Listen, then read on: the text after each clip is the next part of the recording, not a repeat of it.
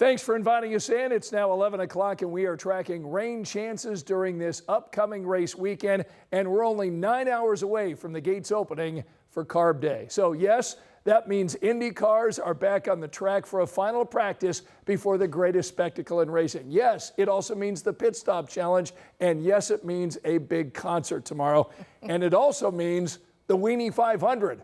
I guess the big question for tomorrow, so will these hot dogs actually have their day, Angela? Well, the bigger question, do they have rain tires? Do they run in the rain? We'll see tomorrow. We will see tomorrow, because by the time we get to the Wiener 500, right, we're going to be dealing with some rain. We're going to walk you through that in just a second. This is your Carb Day forecast. As expected, we're going to start tomorrow dry. Also as expected, this hasn't changed. We do have some rain on the way for tomorrow afternoon. Some of it will be steady, and most of it will impact the end events, including those concerts. This is rainfall potential with Future Track 13. Nothing to show you at 8 o'clock tomorrow morning, but between 8 a.m. and 1 p.m. you can see that rainfall potential increase, especially south of Indianapolis. And then between 1 and 2, it gets even closer. Anytime after midday, we're going to be tracking some showers, and that steadiest rain will fall between 1 p.m. and 6 p.m.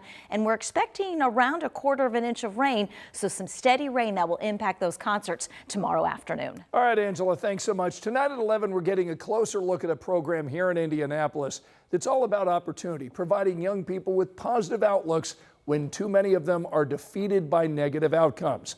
Just last night, a 17-year-old died in a shooting on the south side of Indianapolis. Our Logan Gay talked with the men behind the One Day at a Time Foundation to see what they're doing to keep kids on the right track. Logan? Hey Scott, today was all about kicking off the summer on the right foot. The Free Safe Summer Huddle brought families together with local resources, activities, and support services. And for organizers, their main message is every child deserves to feel safe this summer. I say safe, do y'all say summer? It's a safe summer. As the school year wraps up, organizers with the One Day at a Time Foundation say they want kids to head into summer with something simple: safe, fun opportunities. That's the goal behind the Safe Summer Huddle, now in its 3rd year at the Frederick Douglass Community Center. And organizers say it's only growing. We're here to let the community know that they're cared for, that they're loved, and that they're seen.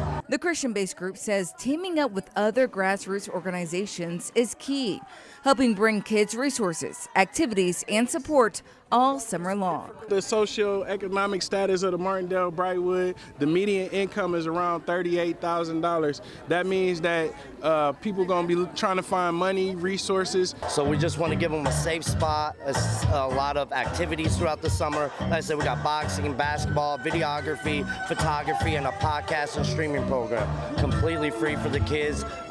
We do it right here at the Frederick Douglass Center. Thursday, hundreds of families came out for free food, lemonade, haircuts, even shoes, along with information on local resources.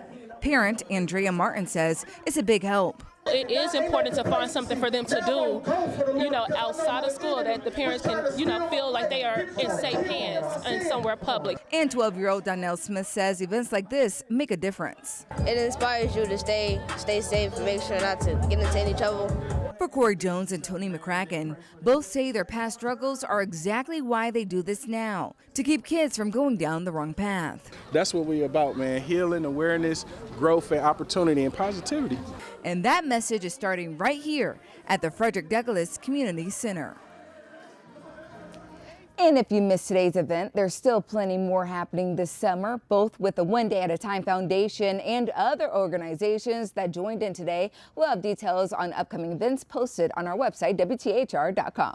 All right, Logan, thanks so much. As I mentioned, a 17-year-old died in a shooting last night here in our city. Investigators now confirm the boy's name, Armonte Haddix. This was the scene around 9 o'clock near Iowa and Talbot Streets. Another teen was hurt. That person was taken to the hospital in critical condition.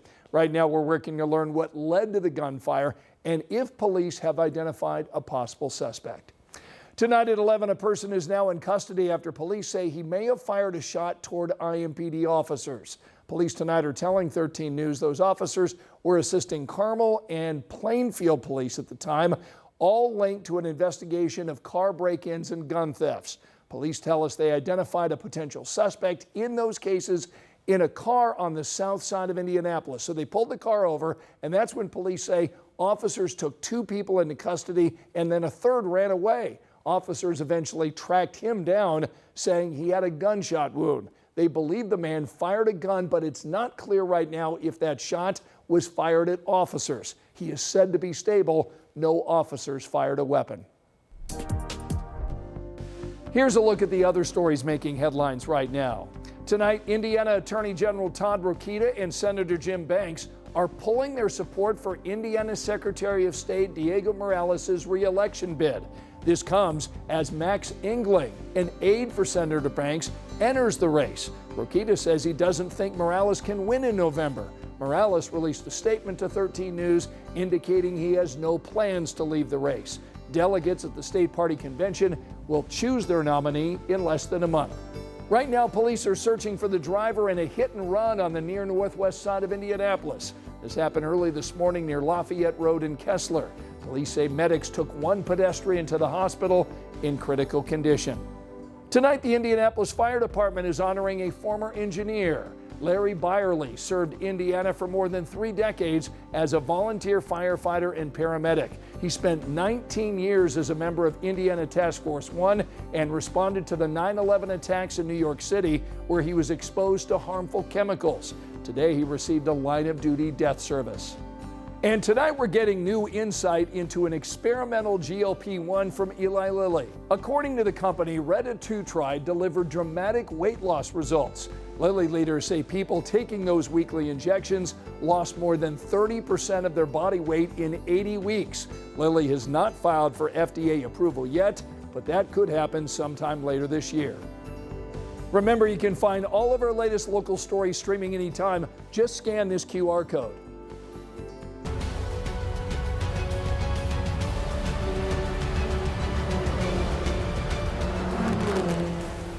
We are getting so close. The greatest spectacle in racing now 2 days and 13 hours away. And tonight, Ed Carpenter Racing is confirming that Alexander Rossi will be behind the wheel in the upcoming 500.